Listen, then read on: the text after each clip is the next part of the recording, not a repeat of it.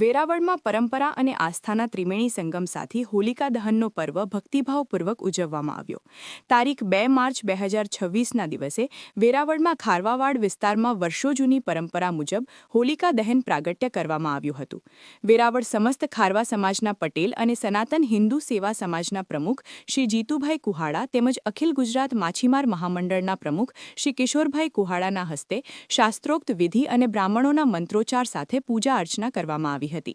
ઉલ્લેખનીય છે કે વેરાવળ ખારવાવાડમાં આવેલી આ હોલિકા પ્રાગટ્ય પૂજા બાદ જ સમગ્ર વેરાવળ પાટણ પંથકમાં હોળી પ્રગટાવવાની 100 વર્ષ જૂની પરંપરા આજે પણ અકબંધ છે તેમ જીતુભાઈ કુહાડાએ માહિતી આપેલી હતી. આ પ્રસંગે શ્રી જીતુભાઈ કુહાડા અને કિશોરભાઈ કુહાડાએ સમગ્ર દેશમાં તેમજ માછીમાર ખારવા સમાજમાં સુખ, શાંતિ અને સમૃદ્ધિ જળવાઈ રહે તેવી મંગલ કામના કરી હતી.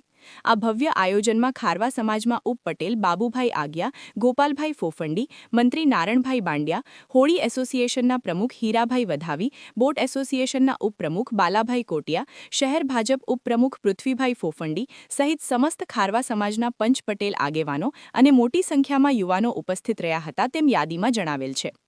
અહેવાલ વીઆઈ જીકાણી, ચીફ એડિટર, રાજવંશ ન્યૂઝ.